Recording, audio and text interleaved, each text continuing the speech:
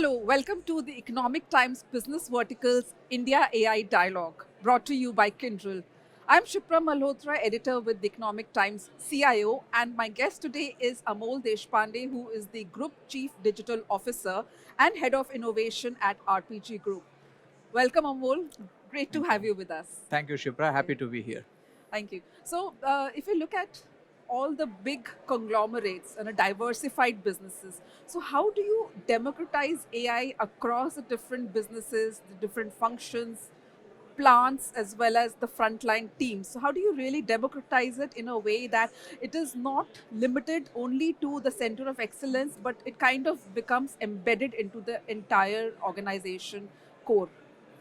That's a very good question, Shipra. Actually, the time has come that the AI needs to go out from the kitchen to the tables, right? So it's no more activity which happens within the closed walls of center of excellences or experimentation labs, but the real impact would come when it is used by multiple people across the value chain. It's not only for the top management, middle management, but it is for the up till the last man standing who is in the organization.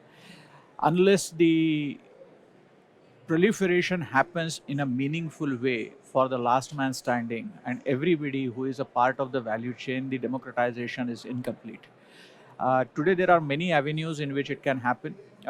There needs to be the solution from conglomerates like us who diversified businesses in multiple areas, right from healthcare to tires to infrastructure, life sciences, and even in terms of IT and agriculture. One size doesn't fit all. So it needs to be a very custom, meaningful, contextual solution which is there.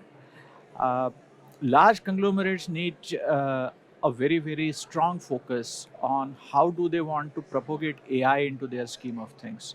How do they want to make sure that it is available in a meaningful way, in a contextual way to the last man.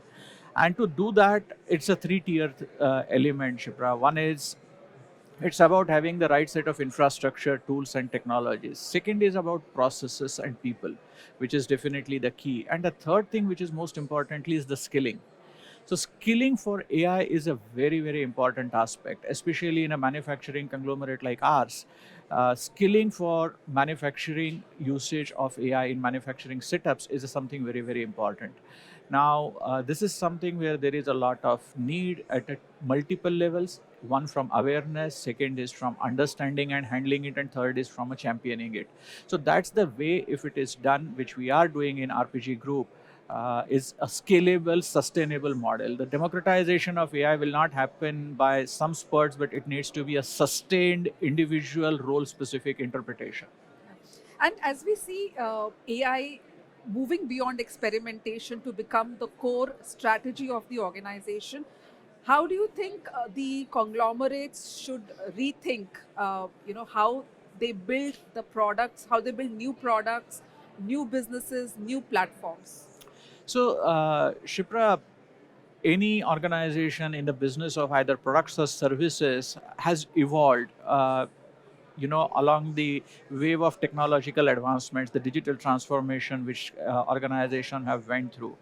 When AI comes into the play, I don't see the rule is any different, right? So it is about what AI can do for business. It's not about what the technology is or what it is being projected or seen as. Uh, I think today we are in the space of products and services. With AI coming into the play, I feel that it is more about the outcome driven solutions, whether it is a product or whether it is a service. What is an end outcome? What is the end result? What kind of a value you are delivering at the end of it? The product competitiveness will get differentiated at that level. It would have a lot of elements in terms of customer insights, your value chain efficiencies, your supply chain effectiveness, your product strategy, and what kind of an intelligence you are offering, which is in context of that product. Right. So I think those kind of models will evolve over a period of time, and that's what would give the definitive shift in terms of today's products, services, very pointed solutions or services to a problem or a very pointed, purpose driven product to a more meaningful, impact driven offering, which may be a combination of products and services both. One important aspect is to make AI successful is the kind of model that you choose, and there are plethora of AI models available in the market. So, what are some of the frameworks that organizations should be looking at to choose the right model, especially if you look at it in the context of responsible AI, which is a topic you're also talking about in one of your sessions? So it's a very important topic, right? There is, the floodgates are kind of opened with so many models for AI coming into the market. Everybody has got a flavor. If I see it from an enterprise's perspective, it's not the case where one size fits all. In fact, it doesn't. What is very key is a differentiator, which is important in enterprise space, is context. The most of the models which you are seeing today in the market are more general models, right? They can do general stuff in a very good way. You are seeing a lot of Gen AI models and whatnot. What is the need is some of those special purpose models, right? The SLMs, what we will call it, the special purpose, not small language models, but the special purpose language models, and that is something which is a key. Now, when you are dealing with a use case, what you are trying to solve for is an important one. It's not the case where I should do it because I can do it. Does it deliver an impact? Does it create a rightful value add in the whole scheme of things is a key.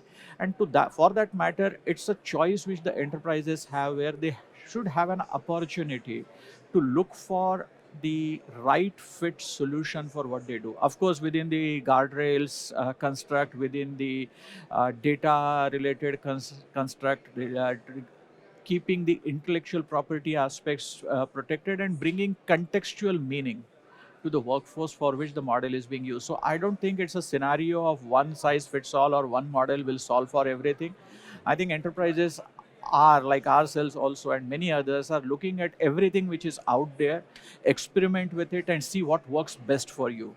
I think the key here, Shipra, is experiment quick, see how it works for you, and then build upon onto it. So that you have made sure that you are choosing the right fit for what your needs are, and not putting what is available to what you are looking for. So that's the Right. difference. Very well said. The model should align with your business goal and the business objectives. Thank you so much, Amol. It was a pleasure talking to you. Thank you so much, Shifra, for having me here. Thank you. You.